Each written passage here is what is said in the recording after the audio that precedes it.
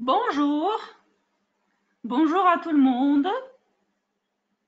Comment ça va? Comment allez-vous? Bon jeudi à tous. Écrivez s'il vous plaît si vous m'entendez bien, si vous voyez l'écran où il y a le nom de la présentation, la langue familière dans l'apprentissage. Écrivez s'il vous plaît. Vous avez hum,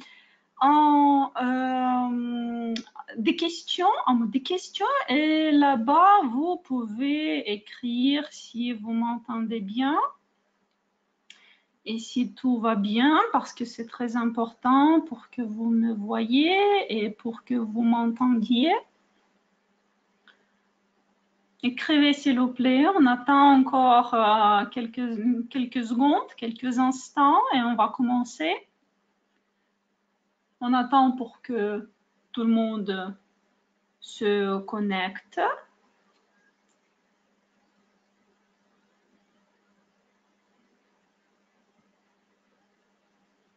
Écrivez s'il vous plaît, je ne vois rien encore. C'est pourquoi je ne vais pas commencer. Si vous n'allez pas écrire que vous m'entendez, c'est très important.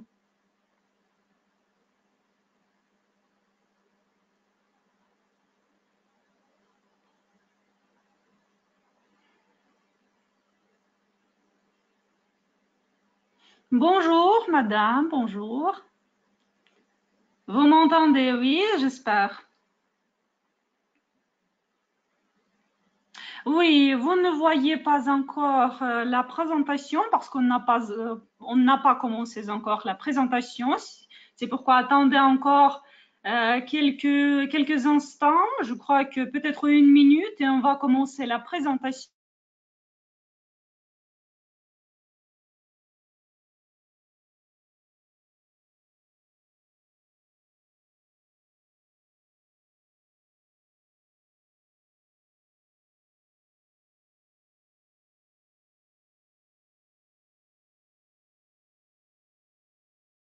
Des personnes enregistrées sur le webinaire.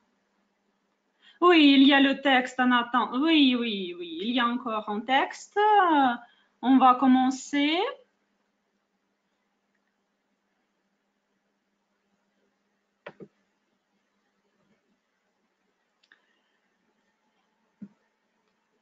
Donc, bonjour à tout le monde. Bonjour à tout le monde. Oui, j'ai reçu beaucoup de vos réponses. Oui, donc, tout le monde voit à l'écran le nom de la présentation de notre webinaire d'aujourd'hui, la langue familière dans l'apprentissage. J'espère que tout voit. Donc, on va commencer et tout d'abord, je voudrais me présenter. Je m'appelle Julie Tansura, je suis méthodiste de français langue étrangère, français langue étrangère. Autrement dit, je suis déléguée pédagogique. Bienvenue à ce webinaire consacré à la langue familière dans l'apprentissage. Aujourd'hui, vous allez voir et entendre non seulement des exemples tirés des manuels et leurs explications d'utilisation, mais aussi on va parler qu'est-ce que c'est comme une langue familière, parce qu'il y a beaucoup de différences dans la langue, dans le registre de langue. Donc, il y a beaucoup de gens. OK, on va passer. OK. Donc, tout d'abord, comme j'ai déjà dit, on va parler de registres de langue. Vous voyez déjà la première image. Quelques moments d'organisation. Un jour après ce webinaire, vous allez recevoir sur votre courriel électronique le certificat qui va vous montrer que vous avez entendu et passé ce webinaire.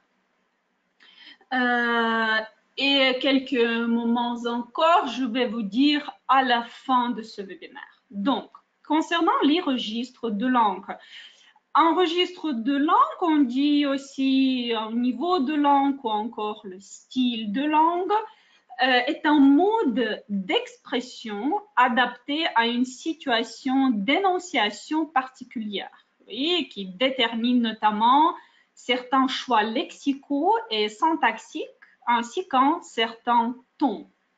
Le français a plusieurs registres de langue, dont le registre populaire, le registre familier, le registre courant et le registre soutenu. Aujourd'hui, on va regarder plus attentivement le registre familier et c'est tout parce qu'il y a beaucoup de choses à parler concernant ce point. Donc, le registre familier, autrement dit la langue familière, le registre familier n'est pas totalement correct, mais demeure admis sous certaines conditions. Il correspond au langage courant, mais avec un grand nombre de libertés. Comme son nom l'indique, ce registre est surtout employé entre proches, entre personnes appartenant à une même communauté sociale dans laquelle tout formalisme peut être atténué. Il se base en principe sur l'absence de tout lien hiérarchique rigide entre les interlocuteurs, donc les membres de la famille, les amis, les camarades de classe, les collègues de travail, etc. Et ce registre utilise en syntaxe simplifiée et souvent approximative. Ce sont des phrases courtes, parfois inachevées ou au contraire interminables, comme des phrases nominales, souvent asyntaxiques. Par exemple, écoutons un exemple, c'est une phrase familière. Au bureau, un de mes collègues, sa femme, elle a eu un bébé. Oui, pour dire la femme d'un collègue du bureau a eu un bébé, oui. C'est plus classique. Ou en plus, ce sont aussi de nombreuses abréviations non encore lexicalisées. Un exemple, t'es là, au lieu de dire tu es là. Le phone, au lieu de dire le téléphone. Le petit-déj, au lieu de dire le petit déjeuner. C'est aussi la forme interrogative directe, par changement intonatif, sans inversion, ni mot interrogatif, comme tu m'appelles d'où, au lieu de dire d'où m'appelles-tu, oui. C'est un vocabulaire familier aussi, parfois chargé de nuances affectives ou sociales diverses. Les guibolles, par exemple, au lieu de dire les jambes, la frimousse ou la gueule, au lieu de dire le visage, les quenottes, au lieu de dire les dents, oui. Aussi, c'est la suppression de ne dans la négation. J'ai pas bien dormi cette nuit, par exemple, au lieu de dire je n'ai pas bien dormi cette nuit. Et à la fin, c'est le pronom sujet on à la place de nous. Oui. Par exemple, nous, on viendra, au lieu de dire nous viendrons. Oui. On passe sur une image suivante. Vous voyez une question. C'est la question pour vous. Pourriez-vous donner un exemple de la langue familière? Par exemple, les mots, les expressions, les changements dans la phrase, oui. Écrivez dans les commentaires, s'il vous plaît. Est-ce que vous utilisez, qu'est-ce que vous utilisez pendant la leçon? Qu'est-ce que vous dites? Si vous utilisez les mots familiers, lesquels? Donnez les exemples. Et pourquoi ceux-ci? Pensez-vous personnellement que c'est la partie indispensable pendant l'apprentissage de la langue française? Et moi, je vais regarder vos réponses. Meuf, oui, le mot meuf. Oui, on considère que le mot meuf, c'est la langue argotique. Oui, c'est à vrai dire, les Français pensent que c'est un mot plus vulgaire que oui, la langue argotique, c'est plus vulgaire que la langue familière. Oui, la bagnole, une voiture, un pote pour un ami, oui, c'est ça, le prof, oui. Donc oui, un exemple prof, au lieu de dire le professeur, maintenant c'est le meilleur exemple. Je vais au boulot en bagnole, moi aussi, je préfère de dire comme ça, oui. Ok, oui, au lieu de dire ok, oui. Le pote, les frics, oui. La fac pour la faculté, oui, c'est ça. Quand vous utilisez les abréviations au lieu de dire le mot, oui, comme majeur, c'est oui, c'est la langue familière. Et si vous changez de mot, comme pas un ami, mais le pote, pas les policiers, mais les frics, oui, c'est ça, les policiers, les flics, c'est l'argent, si je ne me trompe pas. Oui, resto, c'est ça. Donc, c'est la langue familière. Merci beaucoup pour vos réponses. Vous pensez que c'est indispensable, que c'est important d'utiliser les mots familiers pendant l'apprentissage? Ou ce serait mieux de ne pas mentionner ces mots dans la classe, pendant la leçon? Comment vous pensez? Ça donne la possibilité d'enrichir le vocabulaire, de se sentir plus français. Oui, c'est ça. Merci, madame. Oui, c'est ça. Je suis d'accord aussi. C'est très bien. Encore les réponses, quelques réponses encore, et on va avancer. Oui, on va avancer.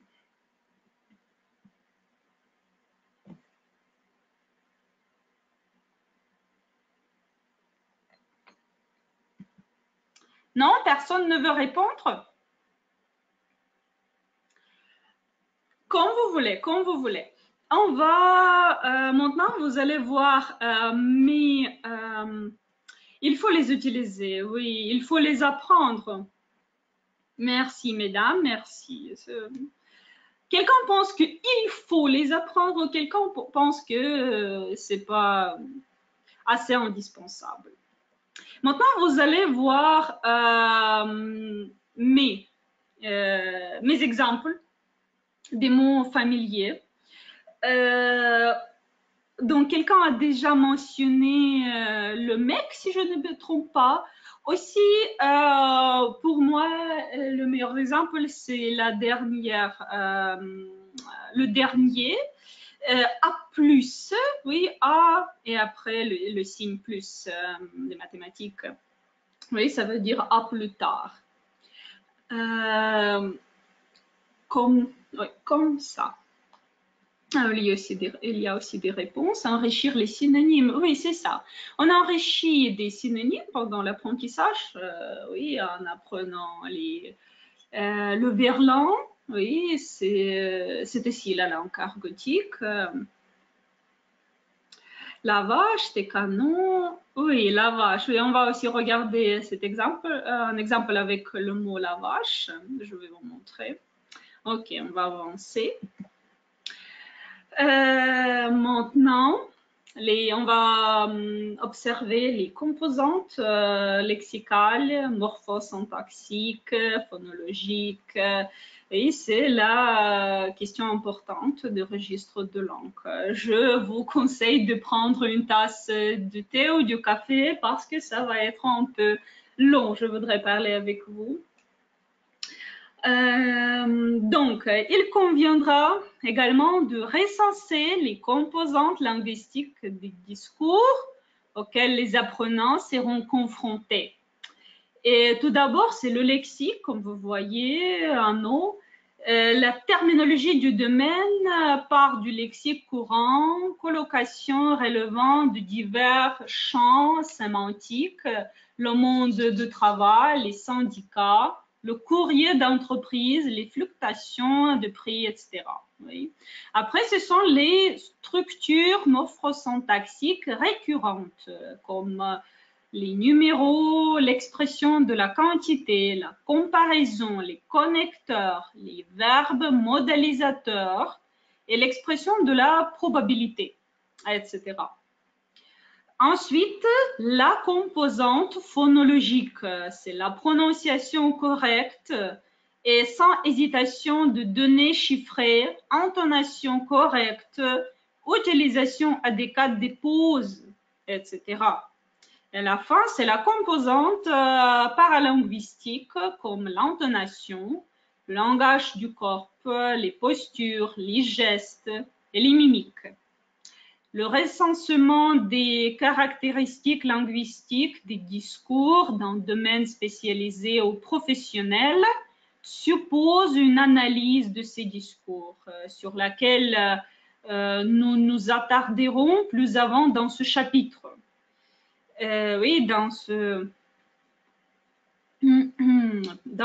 webinaire. L'observation de ces caractéristiques nous permet de cibler certains contenus linguistiques comme lexicaux, syntaxiques et morphologiques, contrairement à une formation plus générale.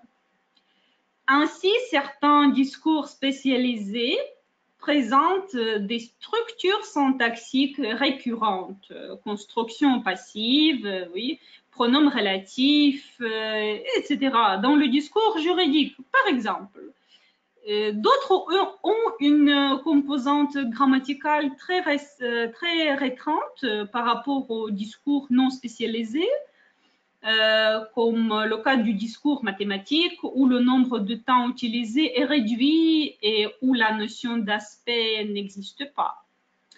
La composante lexicale des discours spécialisés doit bien entendu être recensée. Il faut, à mon avis, il faut cependant veiller à ne pas se focaliser sur cette composante. La présence dans un discours d'unité lexicale spécialisée permet de rattacher ce discours à un certain domaine. Un texte contenant de nombreux termes, par exemple, juridique pourra être identifié comme un texte traitant de droit. Oui. Et par exemple, un médecin résumant le cas d'un patient en confrère utilisera des termes médicaux probablement opaques pour un non spécialiste. Mais si ce lexique spécialisé est très visible, le lexique courant est toujours présent et même majoritaire, quel que soit le degré de spécialité des discours. De plus, il ne faut pas oublier que le lexique spécialisé n'est pas nécessairement celui qui pose le plus de problèmes aux apprenants étrangers lorsque ceux-ci sont eux-mêmes spécialistes du domaine en question. Oui, mais les nôtres, non, eux, non, pas encore. Ainsi, le lexique courant peut bloquer la compréhension pour un apprenant de faible niveau. Et de même, certains mots issus du ancien pour un apprenant issus de lexique courant, mais ayant une signification très précise dans un domaine de spécialité, peuvent être moins transparents pour un apprenant étranger qu'un terme très pointu, mais qui peut se rapprocher de son équivalent en anglais, par exemple. Oui. Et il est également important de recenser les différents registres de discours présents dans le milieu professionnel où les apprenants vont évaluer. Ainsi, les discours de certaines disciplines peuvent présenter une imbrication de différents niveaux de discours, comme par exemple un échange médecin-patient, oui, peut, suivant les moments de l'entretien, s'inscrire dans le discours de vulgarisation, le discours familier. Et cette cohabitation de différents registres de discours peut être un facteur de difficulté pour un apprenant étranger. Elle peut également dérouter le formateur pour qui domaine de spécialité signifie le discours d'un niveau de spécialité élevé. L'observation et le recensement des registres de discours constituent donc une étape tout aussi importante que celle du recensement de lexique ou des structures syntaxiques. Et les composantes extra-linguistiques, ce sont la première composante, c'est celle de sociolinguistique, et par exemple, comment s'adresser à un étranger, comment maîtriser les termes d'adresse en français. C'est celle de stratégique, comment refuser sans dire non, comment dire de faire quelque chose en questionnant poliment. Et c'est celle de socioculturel et interculturel, des discours en vigueur dans le domaine où les apprenants exerceront leur activité.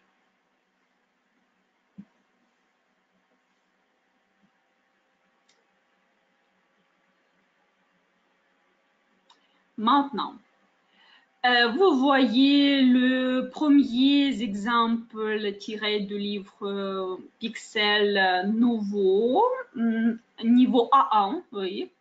C'est la nouvelle série, la nouvelle édition de Pixel. Peut-être il y a quelqu'un qui utilise déjà cette série de livres. Si oui, écrivez. Peut-être écrivez s'il vous plaît dans les commentaires. Si vous utilisez la version ancienne de cette série, écrivez aussi. C'est très intéressant, je m'intéresse beaucoup à cela. Écrivez s'il vous plaît.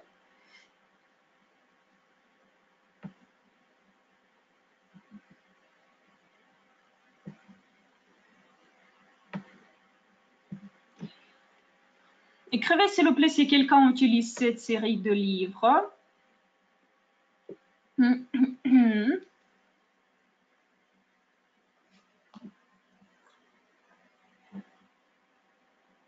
Personne ne l'utilise, non?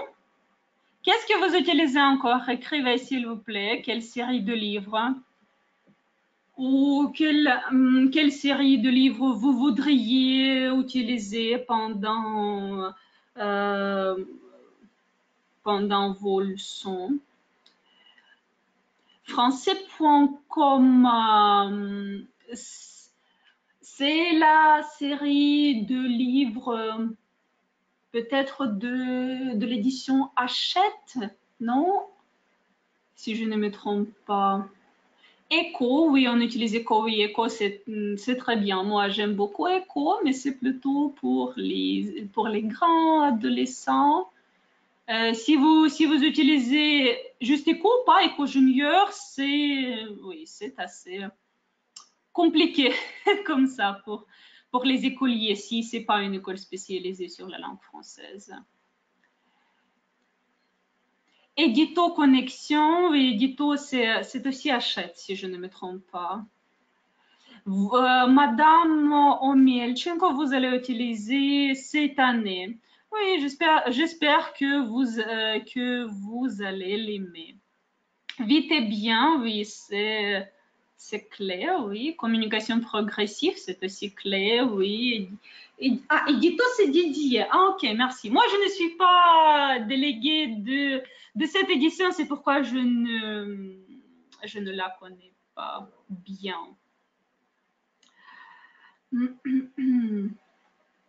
Amis et compagnie, oui, amis et compagnie, j'aime aussi, oui. Les séries Bonjour et Perspective, les séries comme... Est-ce que ce sont les séries... Comment? Ce sont les films, oui. Bonjour. Je ne le connais pas, à vrai dire. Ok, merci beaucoup pour vos réponses. Merci beaucoup. Je vois aussi le festival. Oui, le festival, c'est ancien. C'est une série assez ancienne de clés, mais c'est très bien. C'est aussi au niveau de écho, peut-être. Oui, c'est aussi compliqué. Oui, écho et tout va bien, oui. Moi aussi, j'aime beaucoup écho, mais c'est plutôt pour les grands adolescents. Aujourd'hui, on va parler des séries de livres Pixel Novo qui s'adresse aux adolescents, donc à l'école secondaire. Et on, et on va parler d'une autre série de livres, mais un peu plus tard. Attendez. Oui, vous voyez vachement bien, oui, c'est ça, c'est ce que j'ai dit, que vous allez voir un exemple lié avec le mot la vache. Oui, c'est ça. Donc, regardons un exemple. Vous voyez deux dialogues et une activité numéro 2. Ok, donc le début de ces activités, c'est la sensibilisation, oui, des étudiants à l'apprentissage et la conceptualisation. Le début de ces activités aussi, c'est d'inviter quelqu'un, c'est de lire, d'indiquer une adresse, oui, et savoir réfléchir sur le fonctionnement de la langue. Tout d'abord, les étudiants doivent lire individuellement la carte d'invitation. Oui, vous voyez la carte. Puis, ils répondent aux questions. Vous pourriez montrer sur la carte l'adresse et demander aux étudiants d'observer la manière de l'indiquer, c'est-à-dire le numéro, le nombre de rue, le code postal, la ville, en la comparant à celle en usage par exemple, dans le pays des élèves. Oui, maintenant, c'est la plupart, aujourd'hui, je crois que ce sont les Ukrainiens. La deuxième étape, si on parle de l'activité numéro 2, c'est d'accepter ou de refuser une invitation et bien sûr lire et écouter. Ce sont les buts. Les élèves doivent lire les questions, répondre individuellement. Ils peuvent organiser oui, une mise en commun. Après, il faudrait demander aux élèves d'écrire dans leur cahier les expressions utilisées dans le texte d'invitation pour accepter oui, ou la refuser, comme ça. Et bien sûr, le virlan que vous voyez, j'ai aussi trouvé un exemple de la langue familière. Après, un autre exemple, c'est encore Pixel Novo. Non seulement le niveau A1, mais aussi tous les autres niveaux. J'ai décidé de vous montrer les exercices débutants, le livre débutant, le premier niveau, mais vous devez comprendre que même dans tous les autres manuels de cette série, il y a des exercices où vous allez voir les exemples de la langue familière, comme ça. Donc maintenant, aussi un exemple dont le but est la sensibilisation. Il faudrait écouter, comprendre et relever des informations. Demandez aux élèves de décrire les personnages du dessin. Combien... oui, comme ça, désolé. Combien y a-t-il des filles, de garçons? Quel âge ont-ils? Comment sont-ils habillés? Qui sont-ils? Quelles relations ont-ils? Écoutez l'enregistrement, parce qu'il y a beaucoup d'enregistrements dans ce livre. Et faites lire à haute voix les textes début, afin d'identifier chaque adolescent. Proposez une deuxième écoute et demandez aux élèves de justifier leur choix. Cette activité permet de vérifier la compréhension du lexique. Par exemple, je pense que cette fille est Magali parce que cette fille est bien habillée ou cette fille est coquette. Oui, bien sûr, expliquer le lexique si c'est nécessaire parce qu'il y a les mots nouveaux, peut-être oui, pour les apprenants comme coquette, loyal, râleur, être collant, faire la tête, etc. Encore un exercice numéro 8 à droite, dont le but c'est de découvrir le sens d'une phrase par l'intonation, bien sûr écouter, réfléchir sur le fonctionnement de la langue. Au départ, donner les exemples en prenant les expressions adéquates. Par exemple, la satisfaction, c'est intéressant. L'interrogation, c'est intéressant. Déception, ah oui, super. Satisfaction, ah oui, super. La doute, la colère aussi. Puis faites écouter l'enregistrement de cette activité et demandez aux élèves d'associer chaque phrase à une image. Puis lisez ensuite les phrases avec étonnement en mimant l'expression qui correspond, par exemple. Oui, c'est déjà l'exemple du pixel nouveau A2. Maintenant, une autre série de livres, c'est la série qui s'appelle Tendance. L'image n'a pas encore changé. Attendez, s'il vous plaît.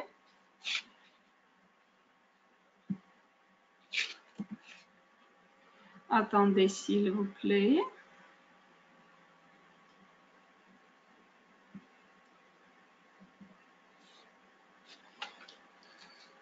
Ah oui. Enfant. Oui. Donc, l'exemple de tendance B2 pour tel enseignant qui travaille avec les adolescents et les grands adolescents ou peut-être avec les adultes déjà, oui. On parlera plus de cette série plus tard. Attendez, s'il vous plaît. Maintenant, les exemples. Donc, l'exercice, c'est de distinguer les niveaux de langue. Il faudrait travailler par deux et lire les phrases. Tout d'abord, faites observer la consigne ainsi que les trois parties de l'exercice, oui, A, B et C. Après, proposez aux étudiants ou aux étudiantes de travailler ensemble dans le cas de sous-groupe de 2 étudiants ou en demi-sous-groupe ou par demi-sous-groupe de 2 ou de 4 comme vous le voulez. Et après, conseiller aux étudiants pour plus d'efficacité et de rapidité de répondre aux questions de 3 parties simultanément, phrase après phrase, de noter leurs réponses dans un tableau récapitulatif.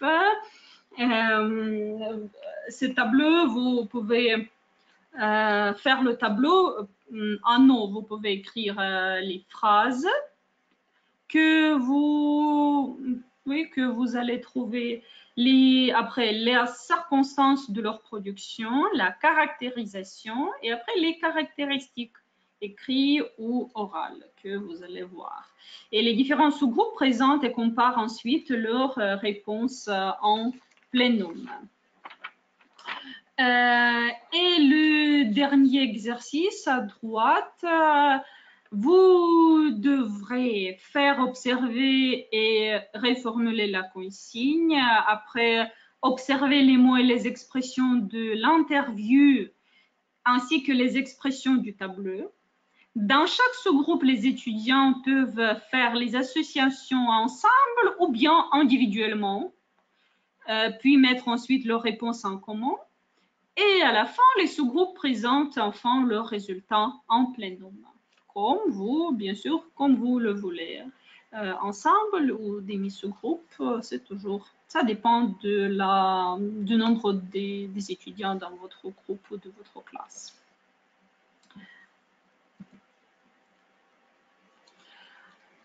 Attendez, s'il vous plaît, on change l'image. C'est pas très rapide. Ah oui, enfin. Donc, la série de livres Pixel Nouveau, ceux qui ou celles qui vont l'utiliser, j'espère bien que vous allez l'aimer. C'est une méthode de français pour les adolescents. Cette nouvelle édition de Pixel, méthode de français sur 4 niveaux, tient compte des suggestions des utilisateurs tout en conservant ses principes pédagogiques et ses thèmes. Il y a maintenant 4 livres, deux livres. Deux livres ont le niveau A1 et le troisième et le quatrième, c'est le niveau A2. C'est plutôt pour les classes comme 6e, 7e, 8e et 9e, comme ça. Donc, un livre pour une année. Et aussi, la nouvelle série, c'est la série qui s'appelle Tendance. Pour les grands adolescents, pour les adultes, on peut comparer cette série avec Echo ou aussi avec quelqu'un a écrit, attendez, je vais trouver, Festival, oui, comme j'ai déjà dit. Donc, tendance, c'est si vous travaillez avec les grands adolescents et adultes et vous avez besoin des textes actuels, des thèmes actuels, ce serait le plus convenable pour vous. Donc, avec Tendance, le français est pratiqué activement, on partage des savoirs, on découvre des modes de vie grâce à des outils efficaces au service d'un enseignement facile à mettre en œuvre. Oui. Si vous avez besoin de plus d'informations, vous pouvez toujours la trouver sur le site officiel de Clé Internationale, www.cléinternationale.com, ce que vous voyez sur l'écran. Et attendez, s'il vous plaît, je vais répondre à toutes vos questions un peu plus tard. Je vois toutes vos questions, mais un peu plus tard. Attendez, s'il vous plaît. Si vous n'utilisez pas encore ce site, je vous conseille bien parce que c'est très pratique et c'est très important parce que là-bas, même si vous n'utilisez pas Tendance ou Pixel Nouveau, pas grave. J'ai vu que quelqu'un utilise, attendez, Ami et compagnie. Oui, Ami et compagnie.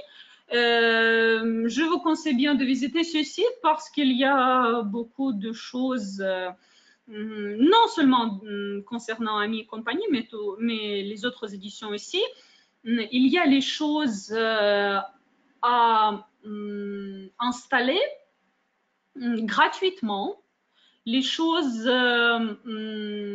supplémentaires, par exemple le portfolio, oui, ou si vous travaillez avec les enfants, oui, l'école primaire ou secondaire. Par exemple, si vous travaillez avec Zigzag, il y a le site particulier pour Zigzag où vous pouvez installer les choses gratuitement pour passer et travailler avec les exercices interactifs nouveaux, etc. Je vous conseille bien. Et aussi nos contacts Donc, l'entreprise Linguiste est un distributeur officiel d'édition Clé, de l'édition Clé internationale et Didier aussi. Mais je vous rappelle que moi, je suis un délégué pédagogique de Clé internationale et c'est tout. Je ne travaille pas avec Didier. Vous voyez le téléphone, notre adresse, notre page de Facebook, notre page et notre site officiel. Si vous avez besoin de trouver l'information supplémentaire ou vous vous intéressez aux articles, aux articles pour les enseignants ou oui, pour enseigner mieux. Aussi, vous pourriez trouver tout ce qui est nécessaire pour vous sur Facebook ou sur notre page. Et encore quelques points d'organisation. Encore une fois, vous allez obtenir le certificat un jour après le webinaire, si je ne me trompe pas, un jour après le webinaire, pas plus tard. Et encore une information, c'est que on va passer et on a organisé déjà le séminaire à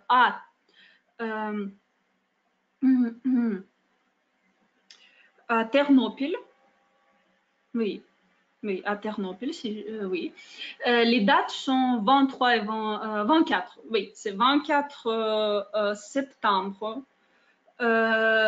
Toute l'information supplémentaire est sur la page de Facebook. Si vous êtes de cette région ou de cette ville et vous voudriez visiter ce séminaire, je vous conseille d'aller sur Facebook ou sur notre site et vous enregistrer. C'est très important. Et bien sûr, après ce séminaire, vous allez obtenir le certificat. Oui, peut-être que c'est tout. Et maintenant, vous voyez mes contacts, mon email, oui, mon courriel électronique, flay@linguiste.ua.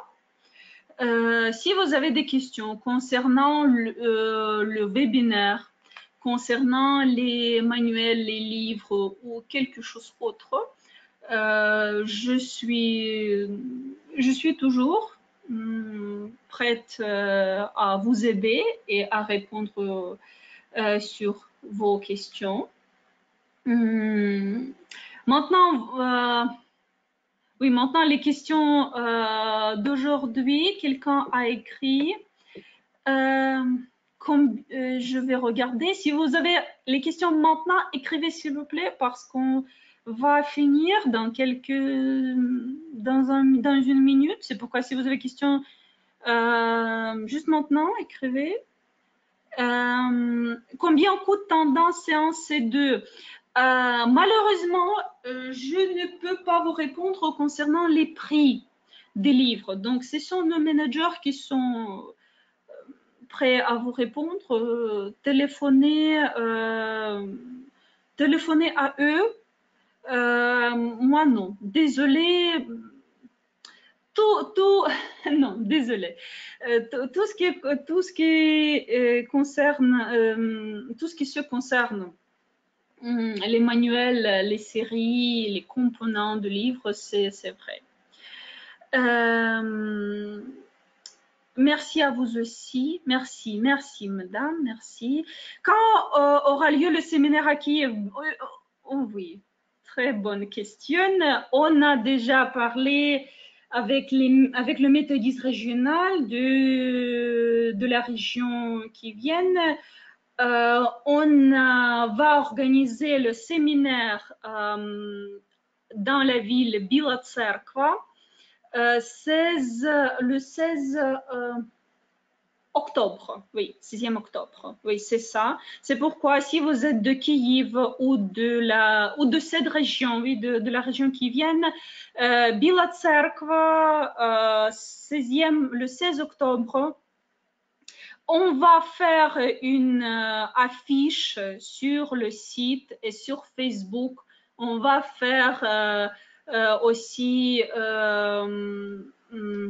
l'enregistrement, bien sûr, les certificats, la présentation, tout. Donc, tout. Merci beaucoup à vous. Merci. C'est très bien. Pouvez-vous citer des sites pour apprendre plus sur la langue familière? Je pourrais vous conseiller, vous dire, ce ne sont pas les sites, mais plutôt les chaînes YouTube, sur YouTube. Si vous utilisez YouTube pendant vos leçons, je préfère la chaîne de Nathalie Flay. La chaîne s'appelle Nathalie, comme le prénom féminin, Nathalie Flay, F-L-E. Nathalie Flay. Et aussi, je crois que beaucoup d'enseignants connaissent cette chaîne. C'est la chaîne Français avec Pierre. Je l'aime beaucoup. Je l'aime beaucoup. Et aussi la troisième chaîne qui pourrait vous aider, c'est la chaîne assez nouvelle. Elle s'appelle Parlez-vous French. French comme en anglais. Oui, c'est la chaîne assez nouvelle. C'est ça. Mais pas les sites. Peut-être, je crois que vous connaissez le site qui est assez ancien. Le site, il s'appelle Assimil. A-S-S-I-M-I-L. Assimil. Ce site m'aide beaucoup pendant mon travail, comme ça. Et peut-être que c'est tout. J'ai répondu à toutes vos questions. Kharkiv, oui, je crois qu'on va organiser le séminaire à Kharkiv en novembre, j'espère. J'espère. Ok. Merci beaucoup à vous. Merci. Merci que vous utilisez l'édition Clé internationale ou si vous êtes intéressé à cela. Et restez à l'écoute pour nos nouvelles. Je vous souhaite une bonne soirée et aussi j'espère que vos travaux seront toujours fructueux ou sont déjà comme ça. Merci encore une fois. Bonne soirée et bonne année scolaire parce qu'elle a déjà commencé. Au revoir à tout le monde.